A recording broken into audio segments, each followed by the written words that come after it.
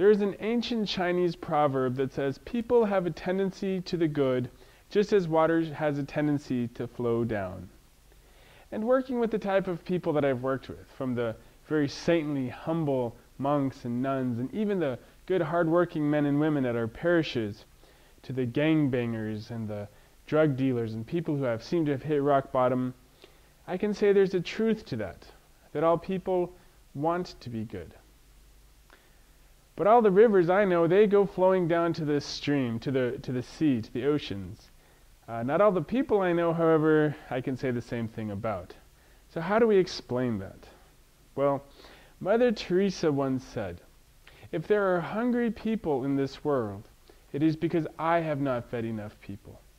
And if there are lonely people in this world, it's because I haven't comforted enough people. But Mother Teresa, if anybody's to blame for all this suffering, the hunger and the loneliness, it's not you. Well, I think we can all agree Mother Teresa probably didn't literally mean that. But what are we supposed to understand from her question then? Well, the thing is, if there's anybody I can change to the better, if there's any one person I can make more moral, more just, more giving, more loving, it's me. And there are countless myriad reasons of why people choose evil or why they become evil, from traumatic events to that harmless lie or that lustful look that seems to just fester. But the thing is, we have to do something about that. I am responsible for my own actions, and I need to do something about it. But the ironic thing is, I am not alone in this choice to do good. Today, on Ash Wednesday, the Church gets together to focus these next 40 days on penance and becoming better persons. Now, there's this tradition that people give up something for Lent.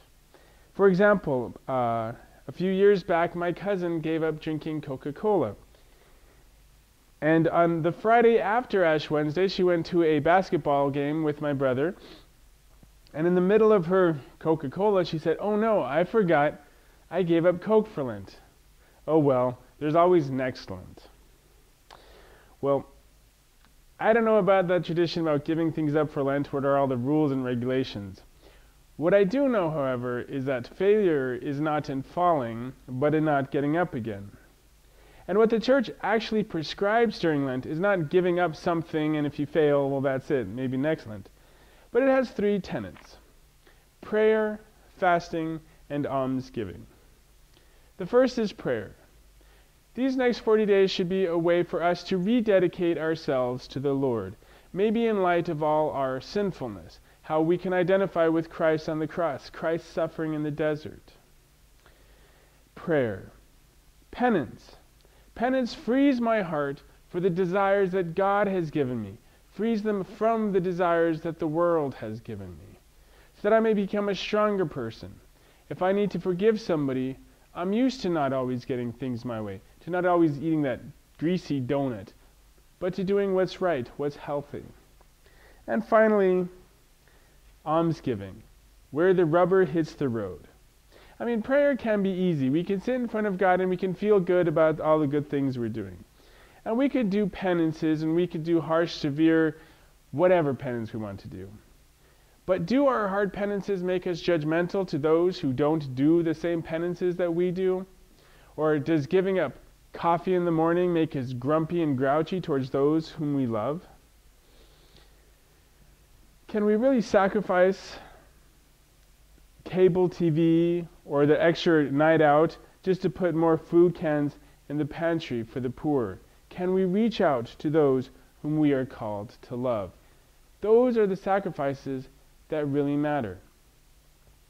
And I know it's difficult, but Stephen Covey reminds us, he's the author of the 7 Habits for Highly Effective People, of the space shuttle, how much energy it exerts in those first few minutes, in those first few miles.